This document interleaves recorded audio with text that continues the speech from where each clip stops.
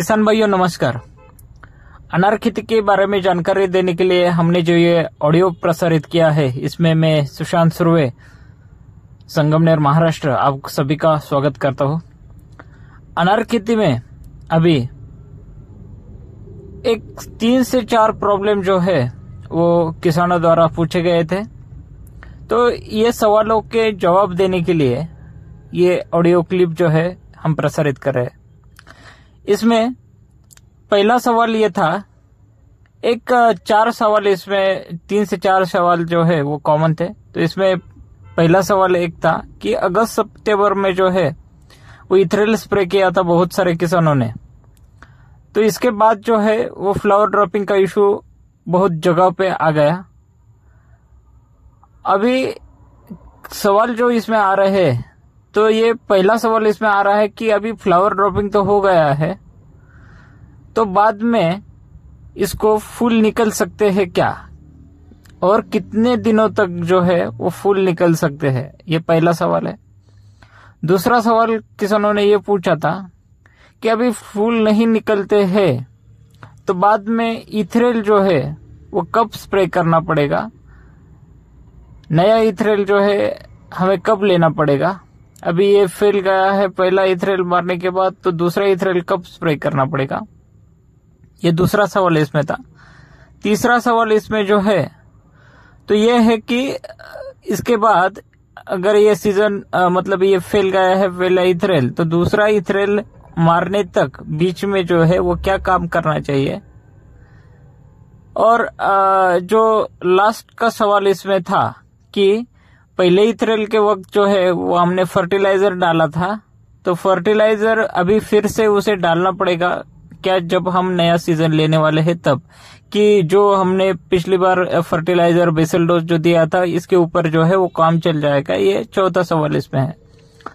तो पहला सवाल इसमें था कि इथेनॉल मरने के बाद, अभी अगस्त सितंबर में हमने इथेनॉल मारा है, तो बाद में जब है वो फूल निकल सकता है क्या, अभी 2 महीने हो गए, 3 महीने हो गए, तो फूल निकल सकता है क्या। इसमें जो पहला सवाल का मैं जवाब देना चाहता हूँ कि इथेनॉल मारने के बाद जो है 2.5 महीने तक या मैक्स टू मैक्स जो है 3 महीने तक जो है फूल निकलने के चांस अनार में रहते हैं। आपने अगस्त में इथेनॉल मारा था, 1 अगस्त को आप इथेनॉल मारा था, और अगस्त सितंबर अक्टूबर भी अभी समझ लीजिए खत्म हो रहा है, और आप जो है वो फ्लावरिंग की अगर जो है आपकी इच्छा है फूल निकलने के, आप मतलब कोशिश कर रहे हैं फूल निकालने का, तो ये जो है वो 2.5-3 महीने के बाद जो है इतना पॉसिबल नहीं रहता। अनार में अगर फूल निकलते हैं और किसी नैसर्गिक कारण, नेचुरल जो हम बोलते हैं क्लाइमेटिक कंडीशन के वजह से या फिर जो स्ट्रेस की वजह से अगर उसमें फ्लावर ड्रॉपिंग हो गया तो 2.5-3 महीने तक जो है मैक्स टू मैक्स उसको फूल निकल सकता है। बाद में अगर आप उसके फूल निकलने की कोशिश करेंगे या फिर जो पौधे को नेचुरली जो फूल निकलेगा, तो वो जो है वो ऊपर की हिस्से में जो है पतली जो काड़ी है उसके ऊपर जो है वो फूल ज्यादा निकलेगा। तो बाद में कितना फूल निकल सकता है, अगर आपके पौधे का आयुमान अगर 2 साल है, 3 साल है, 5 साल तक है, और इथेनॉल मरने के बाद मतलब हम मान के चलिए पहला इथेनॉल जब आपने स्प्रे किया तो जाड़ काड़ी जो रहती है कि उसके ऊपर जो है वो फूल निकलते हैं, फल अच्छी तरह से सेटिंग होता है और टनेज जो है वो हमें अच्छी तरह से मिलता है। लेकिन अगर वो फैल जाता है और बाद में 2-3 महीने के बाद अगर फूल निकलना चालू होता है, तो वो पौधे के ऊपरी हिस्से में ज्यादा फूल निकलता है, पतली काड़ी पे ज्यादा फूल निकलता है। इसके डिसएडवांटेज क्या होता है कि आपके पौधे के आयुमान 2 साल है, 5 साल है, और इसका टनेज देने की कैपेसिटी उसको 40 किलो है, 60 किलो, 80 किलो तक है। और पहले इथेनॉल में जब आप निकलते हैं फूल, तो उसमें 60 किलो, 80 किलो, 100 किलो तक आप मान के चले कैपेसिटी रहते हैं। लेकिन जब बाद में फूल निकलते हैं तो वो पतली काड़ी के ऊपर निकलते हैं और एक 30 से 40 फूल उसमें निकलते हैं, और एक 20-25 किलो, 30 किलो तक जो है ज्यादा से ज्यादा आपको जो है हार्वेस्ट जो है टनेज मिल सकता है। इसमें डिसएडवांटेज क्या होता है कि आपको 100 किलो भी 80 किलो भी टनेज मिलता है तो आपको उतना ही स्प्रे लेना पड़ता है, और 10-20 किलो के लिए भी जो है आपको स्प्रे के लिए उतना ही पानी मारना पड़ता है। मतलब टनेज आपके पौधे के अनुसार कम है तो आपका खर्चा जो है इसमें बढ़ेगा, टनेज आपको अच्छी तरह से नहीं मिलेगा। और ऊपर के हिस्सों में जो है वो फल अगर लटकता है तो उसकी साइज वगैरह जो है वो कम मिलती है।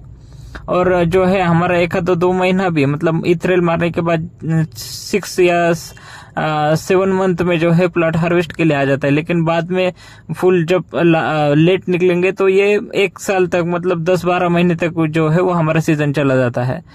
और इसके अनुसार भी मतलब स्प्रे का भी खर्चा आपका बढ़ता है, टनेज भी आपको अच्छी तरह से नहीं मिलता। और लास्ट में क्या होता है कि अच्छी तरह से उसको टनेज न मिलने के कारण और खर्चा उतना ही रहने के कारण जो है हमारा फायदा जो प्रॉफिट जो है वो हमें अच्छी तरह से नहीं मिलता। तो इसके लिए जो है आपको डिसीजन लेना है कि हमारे पौधे के अनुसार अगर आपको टनेज मिलता है, पौधे के अनुसार जो है आपको उसमें लोड झाड़ के ऊपर हो गया है, पौधे के ऊपर लोड हो गया है, आपके पौधे का आपको एक अंदाज लेना पड़ेगा कि 20 किलो का कैपेसिटी और 20 किलो लोड हो गया है, या फिर 40 किलो की कैपेसिटी 40 किलो का लोड हो गया है, तो आप बगीचा कंटिन्यू कीजिए। लेकिन आपके पौधे की टनेज देने की कैपेसिटी 60 किलो है, 80 किलो है, लेकिन आप 20 किलो के लिए ही उसका सीजन पकड़ रहे हैं, तो ये आपको जो है वो घाटे में चला जाएगा। तो इसके लिए आप अगर नहीं निकल रहे फूल 2-2.5 महीने के बाद, या फिर ऊपर की हिस्सों में अगर निकल रहे हैं ज्यादा, तो आप जो है बेटर वे अगर 10-20 फूल के लिए या 10-20 फल के लिए जो है आप सीजन ना पकड़े तो अच्छा रहेगा। आप थोड़ा सा रुक के ले और बाद में जो है वो इथरेल आपको स्प्रे करना जरूर होगा। अगर अभी इसमें जो है दूसरा सवाल इसमें किसान भाइयों ने पूछा था कि इथरेल अभी फैल गया है पहला, तो दूसरा जो है वो कब तक लेना चाहिए।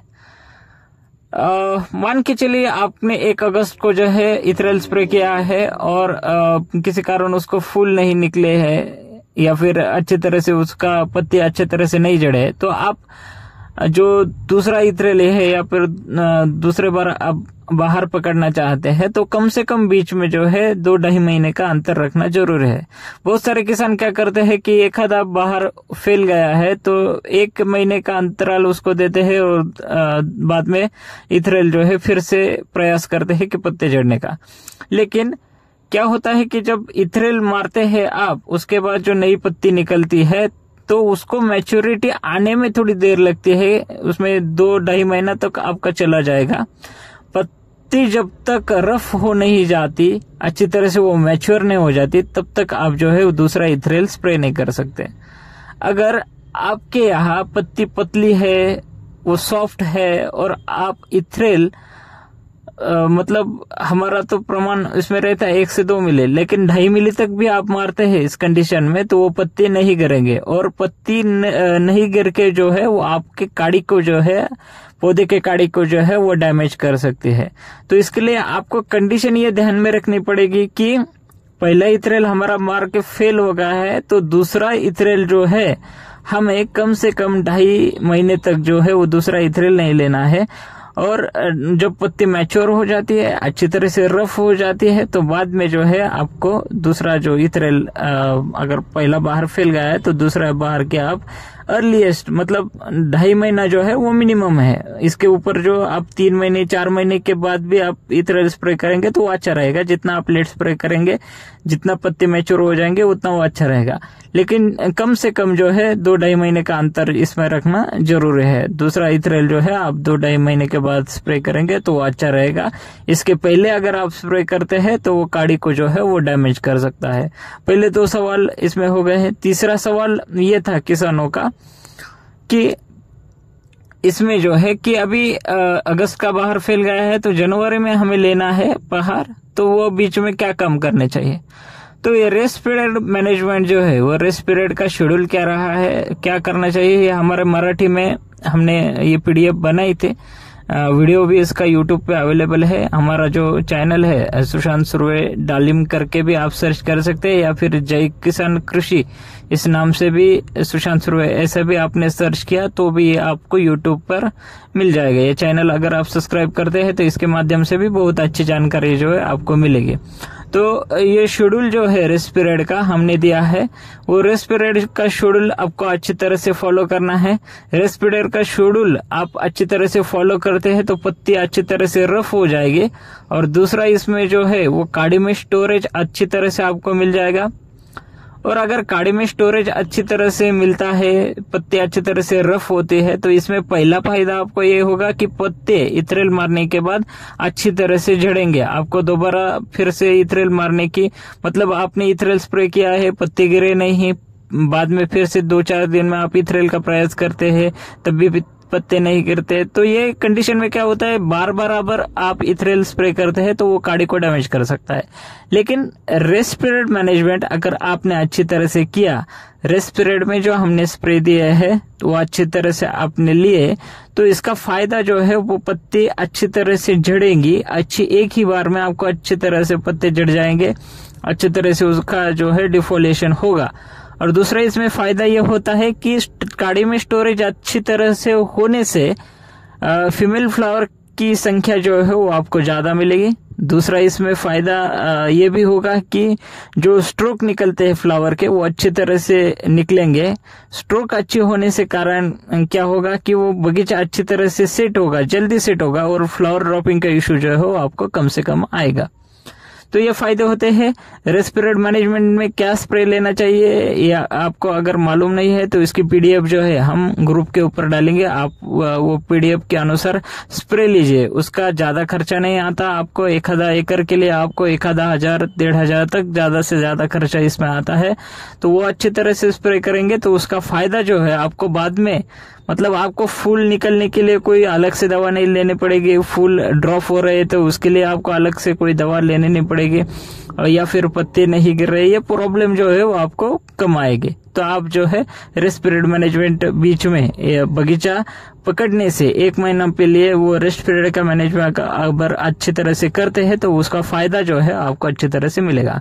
ये रहा आपका तीसरा मैंने सवाल का जवाब इसमें बता दिया।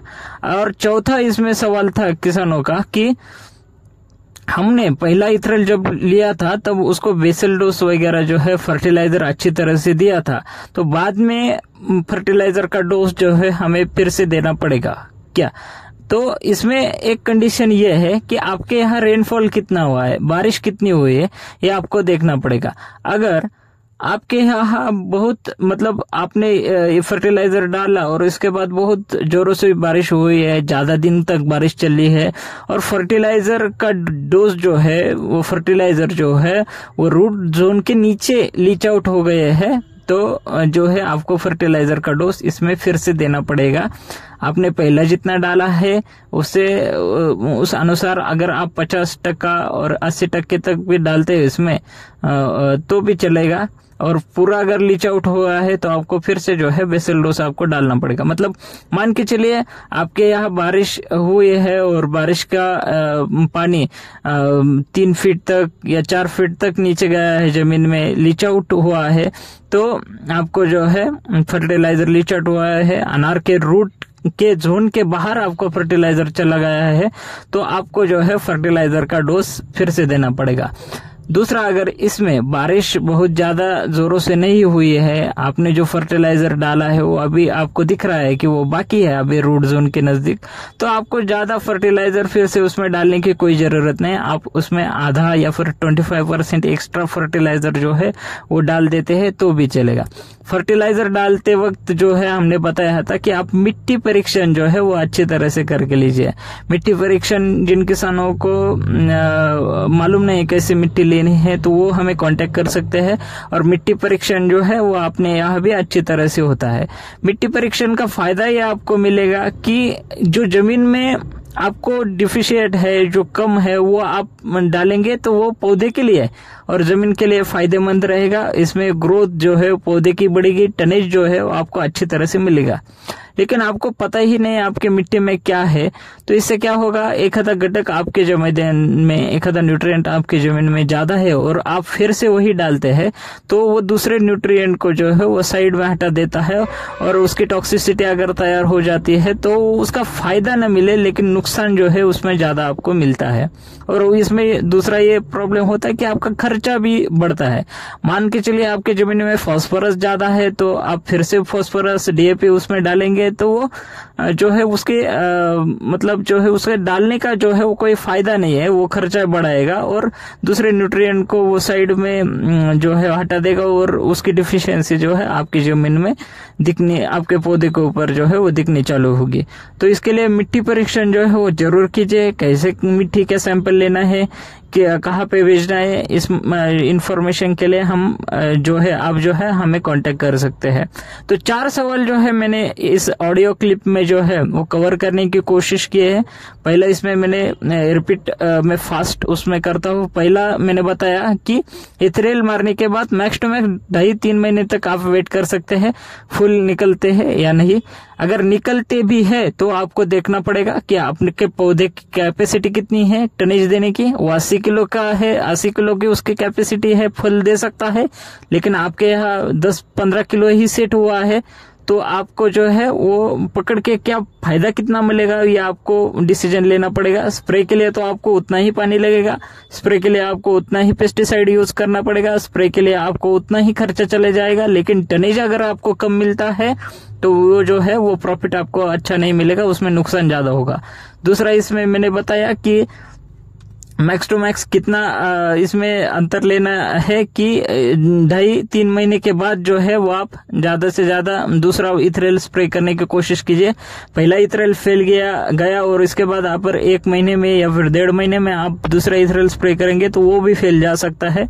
पत्ते अच्छी तरह से नहीं जड़ेंगे, पत्ते भी नहीं जड़ेंगे और वो काड़ी को भी डैमेज कर सकते हैं। इसलिए जो है आपको 2-2.5 महीने तक जो है वो इंतजार करना है, बाद में दूसरा इथेनॉल लेना है।